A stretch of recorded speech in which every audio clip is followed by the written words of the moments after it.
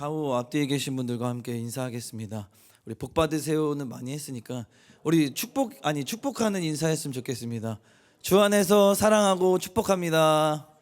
주 안에서 사랑하고 축복합니다.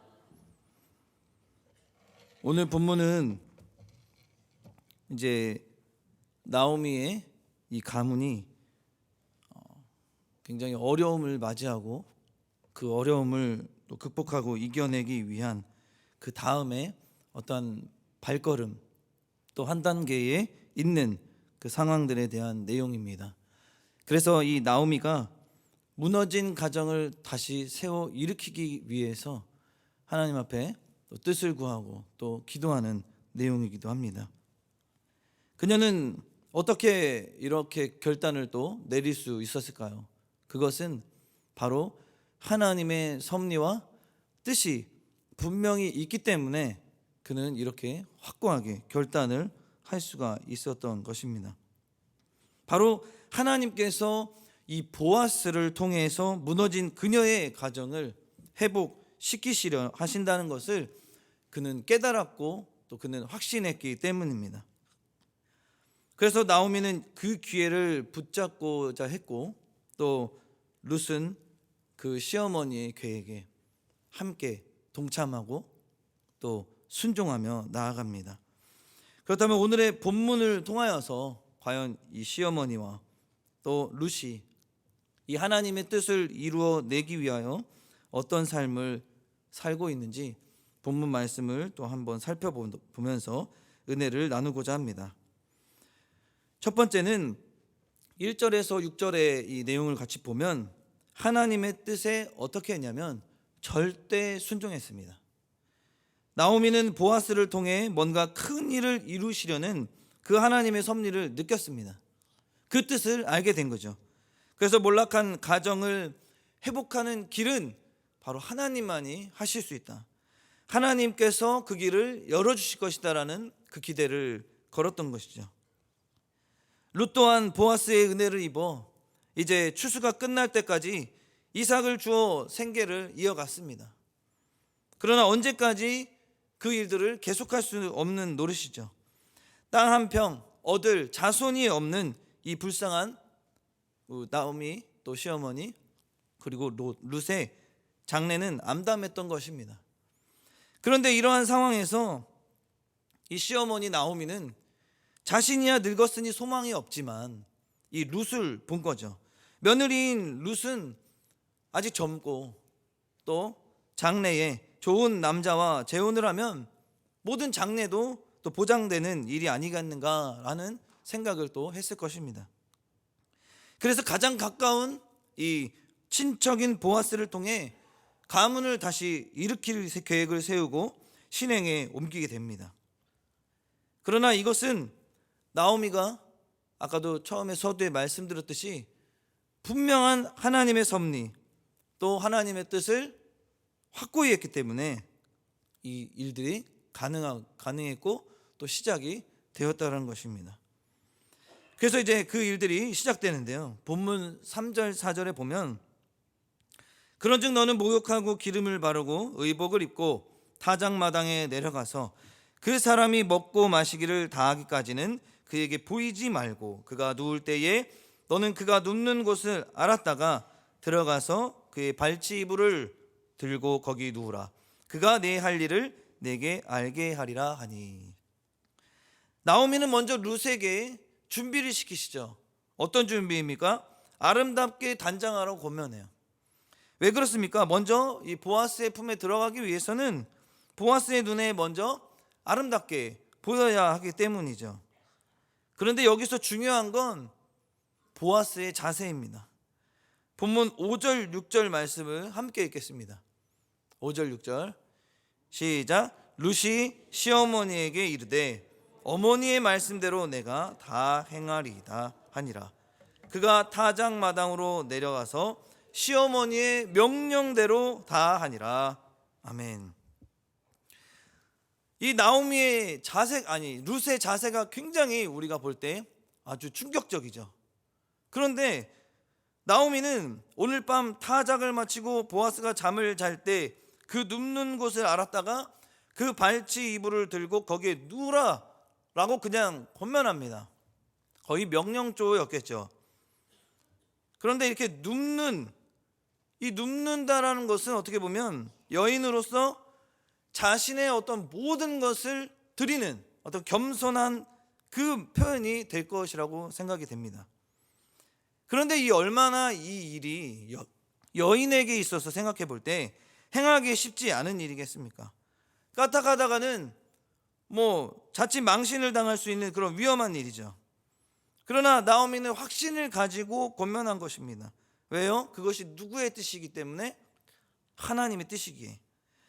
그런데 생각해 보십시오. 아까도 말씀드렸듯이 이 여인에게 있어서 요즘 시대에 이것이 가능할까요? 아무리 시어머니의 생각이 맞고 하나님의 뜻이 확고하다라고 이야기하지만 며느리가 쉽게 받아들이기 어려운 상황이라고 생각이 듭니다. 당장 112에 신고가 들어갈 수도 있겠죠. 이처럼 쉽지 않은 일인데도 불구하고 어떻습니까? 제가 아까 말씀드렸듯이 룻의 자세를 한번 보자고 했습니다.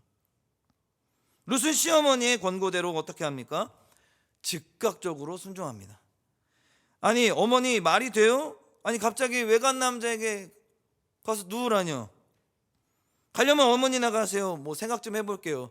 이렇게 나올 수도 있는 상황이 아니라 아무 이유 없이, 아무런 뜻 없이 어머니의 뜻이니, 그리고 또 어머니가 믿는 하나님의 뜻이니 그는 순종했다라는 것입니다. 어머니의 말씀대로 내가 다 행하리이다. 그가 타작마당으로 내려가서 시어머니의 명령대로 하니라. 그렇습니다. 하나님의 뜻을 이루는 삶은 첫 번째로는 절대 순종이라는 거예요. 하나님의 뜻에 즉각적으로 반응하고 순종하는 것이 하나님의 뜻을 이루는 삶의 첫 시작이라는 사실을 믿으시기 바랍니다. 룻은 시어머니의 말씀에 전적으로 순종해요. 잠자리에 든 보아스에게 다가가는 것은 정숙한 여인으로서 행하기 어려운 일입니다. 하지만 룻은 자신의 생각을 다 내려놨어요. 자신의 생각 내세우지 않고 명령에 순종했습니다. 그 뜻이 있으려니 하나님의 뜻이니 라는 마음으로 순종했다는 것이죠. 이처럼 하나님의 섭리를 이루는데 또 하나의 결정적인 요인은 바로 룻의 순종이었다는 것입니다. 룻은 시어머니의 말씀을 하나님의 말씀처럼 절대 순종했다는 거예요. 여기서 우리는 룻에게 이 순종하는 모습을 통해 다시 한번 우리의 모습, 순종의 바른 모습을 배울 수 있다는 것을 믿으시기 바랍니다. 사랑하는 성도 여러분, 그렇다면 과연 우리의 모습은 어떻습니까? 하나님의 뜻에 절대 순종하고 있습니까? 주님, 저는 이래서 안 돼요. 좀만 더 있다가요. 이것 좀 먼저 하고요. 이것만 해결되면 주님의 뜻에 따르겠습니다. 하면서 우선순위를 뒤로 점점 밀어낼 때가 많이 있지 않으십니까? 만약 이러한 삶이 우리 가운데 있다면 우리는 이 삶을 이제는 내려놓아야 합니다. 이제는 하나님의 뜻이 있거니 하나님의 뜻이 우선이라는 우선순위를 두고 우리는 이제 우리의 삶이 하나님의 섭리와 뜻에 맡겨드리고 절대 순종함을 보여는 저와 여러분들 되기를 소망합니다. 그렇습니다. 믿음의 사람들은 오직 하나님의 뜻을 가장 중요하게 여겨 자신의 생각을 앞세우지 말아야 한다는 것이죠. 고집도 내려놓아야 합니다. 교회에서 일어나는 갈등의 대부분은 어떻습니까? 각자 자신의 생각을 앞세우고 절대 꺾이지 않는 마음 때문입니다. 그렇게 믿음의 사람들인 우리가 모인 이 교회에서는 예수 그리스도를 머리로 하고 몸된 교회된 지체들로 모인 우리들이라면 우리는 우리의 뜻보다는 우리의 생각과 내 주장이 먼저가 아니라 하나님의 뜻이 먼저 되어야 될 줄로 믿습니다. 그러므로 우리 모두가 하나님의 섭리와 뜻을 먼저 구하고 어떤 일에든지 순종하려는 마음을 가지고 갈등의 상황들을 무너뜨리시기 바랍니다. 그래야만 하나님의 역사를 경험하고 또 하나님께서 승리를 또 축복을 은혜를 우리에게 부어주실 줄 믿습니다. 아멘. 두 번째로 하나님의 뜻을 이루는 삶을 살기 위해서는 절대 순종도 중요하지만 그 순종의 입술의 고백, 그것으로만 끝나는 것이 아니라 이제 행동으로 옮겨져야 한다는 거죠. 하나님의 뜻을 이루기 위해서 삶을 살아가야 합니다. 본문 7절 말씀을 함께 읽겠습니다. 시작. 보아스가 먹고 마시고 마음이 즐거워 가서 곡식단 더미의 끝에 눕는지라. 룻이 가만히 가서 그의 발치 이불을 들고 거기 누웠더라. 보아스는 먹고 마시고 마음이 즐거워서 가서 누웠습니다. 그리고 룻 또한 시어머니가 시키는 대로 가만히 가서 보아스의 발치 이불을 들고 가서 거기에 누웠습니다. 이처럼 하나님의 뜻을 이루기 위해서는 어떻게 해야 된다는 것입니까? 그 뜻이 이루어질 것을 소망하며 행함으로 그렇게 살아가는 것이 중요하다라는 것입니다. 하나님, 제가 하나님의 뜻 가운데 이렇게 살겠습니다, 결단합니다, 순종합니다 라고 입으로는 100번을 고백했는데 행동으로는 옮겨지지 않는다면 그 뜻이 과연 이루어질까요? 결코 이루어질 수 없다라는 것입니다. 보아스도 또한 룻도 이렇게 함께 행함을 통하여 그가 이처럼 하나님의 뜻을 이루기 위해서는 그 뜻이 이루어질 것을 소망하며 그렇게 살아가기 위해 행동으로 옮겨야 된다는 것입니다. 여기 거기에 누웠더라라는 표현이 의미하는 것은 보아스의 품에 당신의 몸과 마음과 영혼이 다 어떻게 한다는 거예요? 맡긴다는 행위입니다. 그 표현입니다. 그러니까 룻 또한 하나님의 뜻을 이루기 위해 자신의 어떤 것을 바쳤습니까? 모든 것을 바친 것입니다. 여기서 우리가 알 수 있는 중요한 사실, 하나님의 뜻을 이루고자 할 때는 자신의 남는 것만 드리는 것입니까? 아니죠. 자신의 모든 것을 바쳐야 한다는 사실을 믿으시기 바랍니다. 사랑하는 성도 여러분, 우리의 모습도 이와 같아야 합니다. 우리 또한 하나님의 품에 안길 때에 우리의 몸과 마음 또 영혼까지도 다 맡겨 드려야 한다는 거예요. 그런데 아직까지도 예배를 드리고 있음에도 불구하고 주의 나라와 영광을 쓰임받는다고 하지만 여전히 세상 일로 또 어떤 일로 마음이 불안하다면, 또 기도를 하고 있음에도 여전히 마음에 두려움이 가득하다면 다시 한번 자신의 모습을 되돌아보아야만 합니다.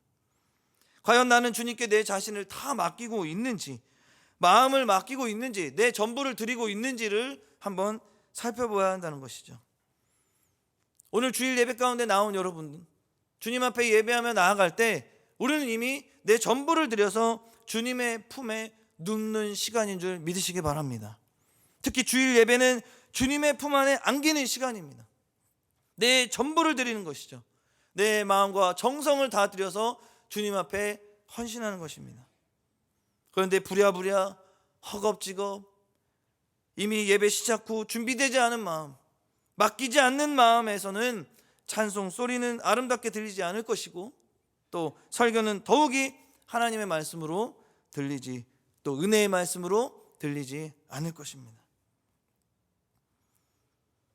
여러 가지 우리의 삶에 어떤 내려놓지 못하는 것들, 일로서 남겨둔 일생각, 또 가정의 어떤 상황들에 맡겨진 일들에 대해서 내려놓지 못하는 것들, 또 학업으로, 또 예배 빨리 마치고 무언가 해야 된다는 그런 마음들, 오후에 해야 할 일들에 대한 모든 생각들이 우리 가운데 지금도 남아있다면, 이러한 상황이라면 전혀 주님의 품에 편안하게 안기지 않는 자세라는 것입니다.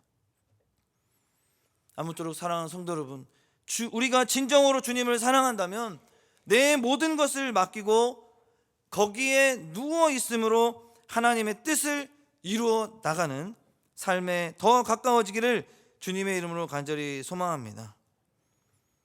그리고 이제 드디어 이제 무너졌던 나오미의 가정을 회복시켜 나가기 위한 본격적인 이제 작전을 수행하기 위해 룻이 보아스에게 요청하는 내용이 오늘 본문에 나옵니다. 본문 8절을 함께 읽겠습니다. 본문 8절입니다. 그가 놀라 몸을 돌이켜 본즉 한 여인이 자기 발치에 누워 있는지라. 여기 밤중에 해당하는 이 원어를 해석해 보면 그 밤의 정점을 의미합니다. 그런데 밤의 그 정점에 다다른 때의 누움과 또 누움, 그러니까 보아스의 누움 그리고 이 룻의 누움, 이것이 이 상태가 정적인 그 밤의 어떤 정점을 깨트리고 있습니다. 그래서 그가 놀라 몸을 돌이켜 봄과 또 한 여인이 자기 발치에 누워 있음에서 이제 눈에 띄는 것을 우리가 살펴보면 그와 한 여인입니다. 그러니까 이게 무슨 뜻이냐? 보아스와 룻이란 이름이 슬그머니 숨겨졌습니다. 감춰지고 한 남자와 한 여인이 칠흑같이 어두운 깊은 밤에 함께 있음이 부각되어지는 표현으로 우리에게 설명해 주고 있다는 것이죠. 이처럼 보아스는 룻이 누워있는 모습을 보고 깜짝 놀랐고 룻은 보아스에게 기업 물을 자의 의무를 요청하게 되죠. 그러면서 본문 9절에 이어집니다. 본문 9절에 이르되 내가 누구냐 하니 대답하되 나는 당신의 여종 룻이오니 당신의 옷자락을 펴 당신의 여종을 덮으소서 이는 당신이 기업 물을 자가 됨이니이다 하니. 옷자락을 펴 여종을 덮어달라는 이 뜻은 자신을 어떻게 해달라는 것입니까? 거두어 달라는 뜻입니다. 거두어 달라는 뜻. 그러니까 결혼해 달라는 거예요. 결혼을 원한다는 상징 표현입니다. 룻의 과감한 청혼으로 참으로 이 놀라는 상황이 보아스에게 벌어진 거죠. 그런데 이 룻이 과감하게 또 이 결혼까지 청혼할 수 있었던 이유는 아까도 서두에 말씀드렸듯이 누구의 뜻이기 때문에 이것이 가능합니까? 하나님의 뜻이기 때문에 이렇게 가감했던 거예요. 왜요? 어떤 상황입니까? 지금 보아스가 기업 물을 자이기 때문에 그렇습니다. 룻이 보아스에게 결혼을 요청한 것은 바로 잃었던 기업을 되찾기 위한 그런 하나님의 섭리라는 것이죠. 나오미의 남편 엘리멜렉은 그 두 아들들과 함께 모압에서 죽어버렸어요. 그러니까 어떻게 됩니까? 그들의 기업을 물을 수 있어요? 없어요? 없는 상태입니다. 잃어버렸어요. 그 기업 즉 토지를 다시 되찾으려면, 물으려면 반드시 엘리멜렉의 그 혈통을 가진 아들을 얻어야 한다는 것입니다. 그러므로 엘리멜렉 가문 중에 가장 가까운 보아스를 나오미는 택하였던 것입니다. 보아스가 룻과 결혼을 해준다면 어떻게 됩니까? 룻을 통하여 낳은 아이는 다시금 엘리멜렉의 혈통, 기업을 상속받게 되는 것입니다. 형제 중에 결혼을 해 주어서 아이를 낳게 해주는 사람을 기업 물을 자다라고 이렇게 성경은 소개하고 있습니다. 그런데 아무리 가까운 형제라도 기업을 무는 일에 선뜻 나서지 못하는 경우가 있어요. 그것이 왜 그러냐면 레위기에 나와 있습니다. 레위기 25장 24절 말씀을 함께 읽겠습니다. 시작. 너희 기업에 온 땅에서 그 토지 무르기를 허락할지니.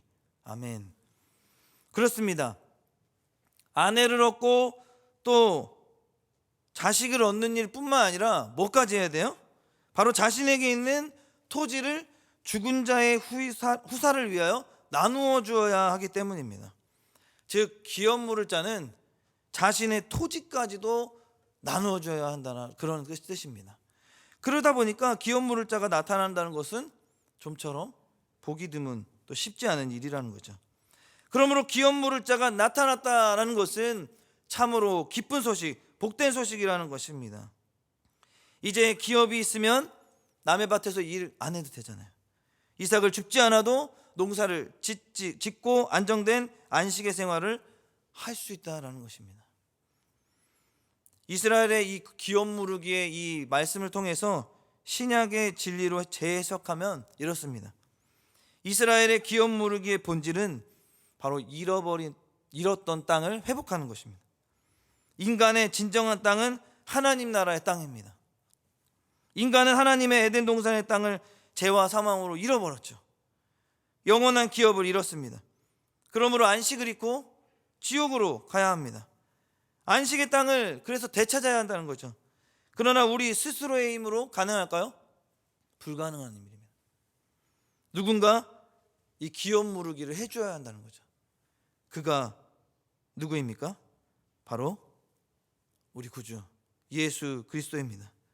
하나님께서는 우리들의 잃었던 기업을 되찾을 수 있는 길을 열어주셨습니다. 예수님을 구주로 영접한다는 것은 예수님을 주인으로 모신다는 것, 영적인 결혼관계에 들어갔다는 것입니다. 그리스도와 합한 자는 새로 태어난 아들이 되어 천국의 땅, 바로 기업의 상속자가 된 것입니다. 요한복음 1장 12절에 이렇게 말씀하시는데요, 함께 읽겠습니다. 시작. 영접하는 자 곧 그 이름을 믿는 자들에게는 하나님의 자녀가 되는 권세를 주셨으니. 아멘. 영접하는 자 곧 그 이름을 믿는 자들에게는 무엇을 한다고요? 하나님의 자녀가 되는 권세를 주셨어요. 그 권세를 무엇이냐? 새로운 피조물, 천국의 기업을 상속받았다라는 것입니다. 그리스도 안에 있으면 영원한 기업을 되찾게 되는 줄 믿으시기 바랍니다. 천국에 내가 있을 땅, 영원한 기업이 있어야 또한 영원한 안식도 누리게 된다는 거예요. 그것을 하나님께서 허락해 주셨다는 것입니다. 빚진 죄값을 탕감해 주어 마귀의 노예된 상태에서 풀어주시고 천국 기업을 회복시켜 되돌려주는 그 일. 그러므로 우리가 주 예수 그리스도의 그 복음의 은혜로 말미암아 천국을 기업으로 상속받게 되었다는 사실을 믿으시기 바랍니다. 이토록 기업을 되찾으려고 결혼을 원하는 룻의 태도, 그 태도의 보아스는 또한 어떻게 합니까? 본문 10절, 11절 말씀을 함께 읽겠습니다. 시작. 그가 이르되 내 딸아 여호와께서 내게 복 주시기를 원하노라. 내가 가난하건 부하건 젊은 자를 따르지 아니하였으니 네가 베푼 인애가 처음보다 나중이 더하도다. 그리고 이제 내 딸아 두려워하지 말라. 내가 내 말대로 내게 다 행하리라. 네가 현숙한 여자인 줄을 나의 성읍 백성이 다 아느니라. 아멘. 어떻게 합니까? 감탄하고 칭찬했습니다.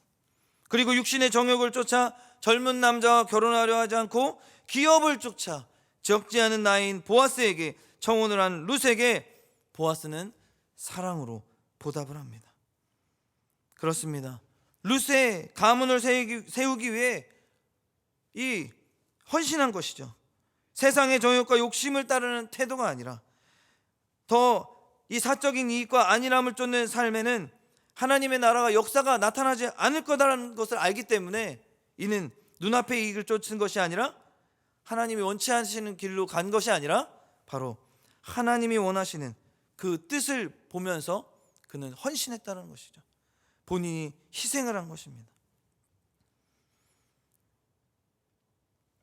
아무쪼록 룻과 같이 나의 욕심과 정욕을 내려놓고 하나님의 뜻을 위해 헌신하는 삶의 자세로 나아가는 저와 여러분들 다 되기를 주님의 이름으로 간절히 소망합니다.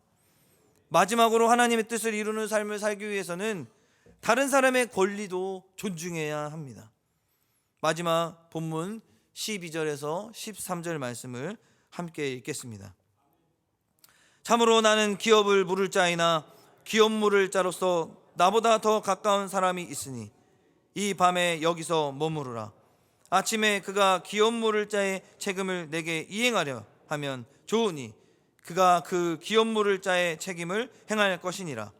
만일 그가 기업 물을 자의 책임을 내게 이행하기를 기뻐하지 아니하면 여호와께서 살아계심을 두고 맹세하노니 내가 기업 물을 자의 책임을 내게 이행하리라. 아침까지 누워 있을지라 하는지라.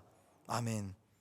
보아스는 엘리멜렉 가문의 이 기업 물을 책임에 있어서 자신보다 우선순위에 있는 친족이 있음을 말합니다. 그것은 율법에 의하면 가장 가까운 친척이 기업 물러줄 우선권이 있기 때문에 그렇습니다. 보아스는 율법을 준수하면서 약속을 한 거예요. 그가 어쨌든 여인이 자기와 밤을 지내기 위해서 들어왔지만 그는 이렇게 대했습니다. 율법에 의하면 가문의 기업 물을 책임에 있어 나 자신보다 우선순위에 있는 친족이 있기 때문에 기다려라. 하나님의 뜻이 보아스에게도 있기 때문에, 그것을 알았기 때문에 보아스도 그렇게 감당한 것이죠. 만일 그 친족이 기업 물을 자의 책임을 이행하지 않았을 때에 보아스는 자기가 책임지겠다라고 이렇게 이야기를 합니다. 여러분 생각해 보시기 바랍니다. 사회적으로 높은 지위와 부와 어떤 많은 것을 가진 사람이 가난하고 비천한 여인을 선대하는 것 결코 쉬운 일은 아닙니다. 그런데 보아스는 어려운 처지에 그 구원을 호소하는 이 룻을 멸시하지 않고 이 기업 물을 일을 해결해 주기 위해서 최선을 다했다는 것이죠. 그리고 바로 자신의 모든 걸 걸고 맹세하면서 약속까지 해줍니다. 이것을 볼 때에도 우리는 누가 떠오릅니까? 바로 예수 그리스도가 떠오릅니다. 예수 그리스도는 우리를 구원하기 위해 하늘의 영광을 다 버리고 이 땅에 오셔서 우리와 같이 되셨습니다. 우리의 죄를 씻기 위해 십자가에 못 박혀 죽으셨죠. 그리고 예수님은 자신을 걸고 맹세하셨습니다. 마태복음 11장 28절 말씀 함께 읽겠습니다. 마태복음 11장 28절 말씀입니다. 시작. 수고하고 무거운 짐진 자들아 다 내게로 오라. 내가 너희를 쉬게 하리라. 아멘. 보아스는 유력자였어요. 보아스는 유력자였지만 이 근본적인 문제를 해결하고도 남을 만한 그런 인물이었습니다. 그런데 그는 부자로서 엘리멜렉의 기업을 물을 수 있는 자였고 엘리멜렉의 새로운 후사를 낳게 해줄 참 능력도 있는 자였습니다. 그는 참으로 룻에게 나타난 그리스도의 모형적인 인물이죠. 마찬가지로 예수 그리스도는 우리의 모든 문제를 해결할 수 있는 능력자입니다. 우리의 안식을 빼앗아가는 죄와 사망으로부터, 권세로부터 우리를 구원하신 능력자입니다. 사탄의 권세를 깨트리시고 우리를 천국의 땅으로 인도하신 능력자이기도 하십니다. 사랑하는 성도 여러분, 보아스는 공동체 구성원의 바르고 또 공정한 태도를 또한 잘 보여주고 있습니다. 그는 함부로 나서지도 않았어요. 공동체의 질서를 존중하며 다른 사람의 권리도 무시하지 않았습니다. 그러므로 우리 또한 무슨 일을 하든지 어떻게 해야겠습니까?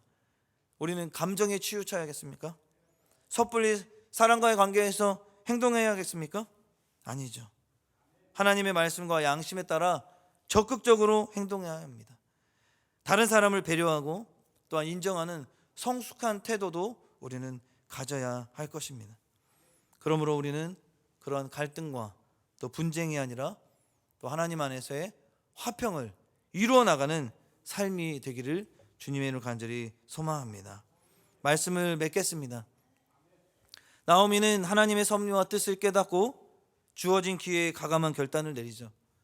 또한 룻도 몰락한 가정을 다시 세우기 위해 자신의 생각과 욕망을 버림으로 그렇게 헌신적인 희생을 통해 또한 절대적인 순종으로 하나님의 은혜와 평강의 길로 나아가게 됩니다.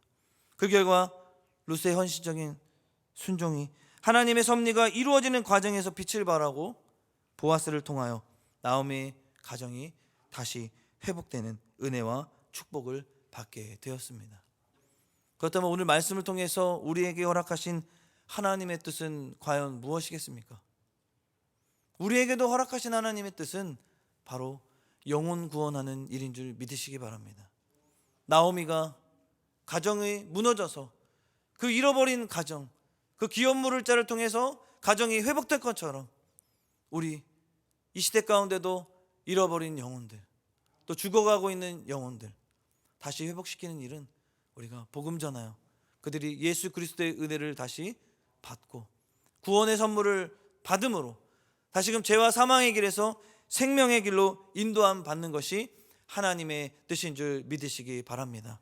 올 한 해 복음과 사랑으로 지경을 넓히는 교회, 또한 그런 표를 가지고 또 우리가 복음 전도하는 사명을 올 한 해 감당하려고 합니다. 아무쪼록 우리에게 맡겨진 그 영혼들, 하나님께서 복음 전하는 일을 감당하라고 할 때 우리는 룻처럼 다음에 할게요, 저 바빠서 이것부터 하고가 아니라 하나님 그 뜻에 순종하여 내가 복음 전하는 일을 감당하겠습니다 라는 절대 순종이 있기를 소망합니다. 또한 그 복음 전하는 일을 통하여 우리 교회가 다시 회복하고 부흥의 열매를 맺어가는 그 은혜를 경험하기 위해 우리는 절대 순종 뒤에 우리의 또한 행함으로, 믿음의 행함을 통하여 더욱더 그 나라와 영광으로의 그 뜻을 이루어나가기 위해 삶을 살아가는 저와 여러분 되기를 간절히 소망합니다. 마지막으로 그 일들을 함께 감당하는 우리 모든 주님의 동역자들에게 또한 존경하는 마음, 존귀하게 대하는 마음을 가지고 우리가 협력하여 선을 이루어 하나님 나라와 영광을 위해 쓰임받아 올 한 해 믿음의 행동을 통해 하나님께서 원하시고 또 뜻하신 그 일들 이뤄나가기를 주님의 이름으로 간절히 축복합니다. 아멘. 기도하시겠습니다. 사랑과 은혜가 충만하신 하나님, 오늘도 우리에게 귀한 날 허락하셔서 주의 전에 나와 주일 예배 가운데 하나님께 영광 돌릴 수 있도록 인도하여 주심에 감사를 드립니다. 하나님, 우리의 삶이 온전히 하나님의 뜻 가운데 거하길 소망합니다. 하나님께서 우연이 아니라 생사화복을 주장하시고 온 우주 만물을 창조하셔서 우리의 일거수일투족 다 하나님 책임지시고 인도하시고 역사하신다는 사실을 믿고 하나님의 뜻에 절대 순종하여 하나님 나라와 영광을 쓰임받는 우리 모두가 되기를 소망합니다. 올 한 해 또한 전도의 사명 감당하기를 원하오니 주여 한 영혼을 천하보다 귀하게 여겨 하나님께서 복음 전하는 일, 너희는 땅끝까지 이르르되 증인이 되라는 말씀에 우리가 순종하여 올 한 해 복음의 열매를 통하여 하나님께 영광 돌리는 우리 승동교회가 다 될 수 있도록 우리를 사용하여 주시옵소서.